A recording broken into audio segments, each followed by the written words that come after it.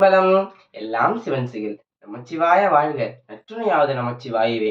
அருட்குருநாத பெருமான் திருவடிகள் போற்றி போற்றி. திருச்சிற்றம்பலம். எல்லாம் வல்ல பெருமான் மாடு சட்டை தாங்கி குருநாதராக எழுந்தருளி நமக்கு தீக்கை செய்து நம் காதுகளில் சொல்லக்கூடிய அந்த உபதேச மந்திரம் அருபரத்தொருவன் அவனியில் வந்து குருபரனாகி அருளிய பெருமை.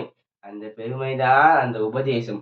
உபட்டா ஓதேசம் புகட்டி என் செவியில் செவிட்டாத ஞான தெளிவினை காட்டி என்று விநாயகராகவே நம் ஔவையார் பதிவு செய்கிறார். எனவே அத்தகைய உபதேச மந்திரம் எவ்வளவு வலிமை வாய்ந்தது என்று தெரியுமா?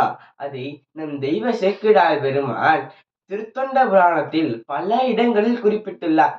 அதில் ஒவ்வொரு இடமாக நாம் ஒவ்வொரு நாளும் சிந்தனை செய்வோம். திருச்சிற்றம்பலம். வீதிகள் விழவின் நாற்பும் விரும்பினர் விருந்தின் நாற்பும் சாதிகள் நெருகில் தப்பா தனையரும் மனையில் தப்பா நீதியும் புல்லும் ஆகும் நிலத்தரே புல்லும் ஆகும் ஓதிய எழுத்தா மஞ்சும் உறுப்பினி வரத்தா மஞ்சும். இப்பாடல் தெய்வ சேக்கிழார் பெருமானுடைய பெரிய புராணத்தில் திருநாட்டு சிறப்பு என்னும் தலைப்பில் 34வது பாடலாக அமைந்திருக்கிறது. இந்த பாடல் சோழ நாட்டின் பெருமையை கூறும் பாடலாக அமைந்திருக்கிறது.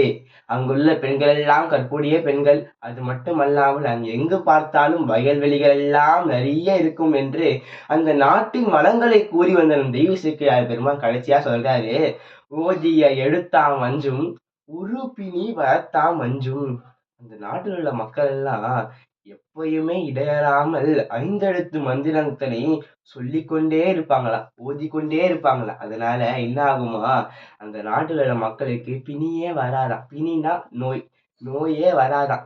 ஏன்னா 5 எழுத்து மந்திரம் தான் நமக்கு மருந்து. அந்த மருந்தை நாம் சொல்லிக்கொண்டே இருக்கிறோம் அல்லவா? அதனால் எந்த ஒரு நோயும் எந்த ஒரு பிணியும் நம்மை அடைவதற்கு அஞ்சுமா, பயப்பட்டு அங்கேயே ஓடி போயிடுமா என்று நம் தெய்வ சீக்கிரம் செய்கிறார். எனவே நாமும் எல்லாம் வல்ல பெருமானை மனம் நெகிழ்ந்து அன்போடு 5 எழுத்து மந்திரத்தினை கூறுவோம். நமக்கு வரவேண்டி இருக்கிற அந்த நோயை நாமே விரட்டி அடிக்கலாம் என்று சொல்லி நாமும் தினமும் 5 எழுத்து மந்திரத்தை கூறுவோம். உறுப்பினியை அஞ்சுமாறு செய்வோம். திருச்சிற்றம்பலம்.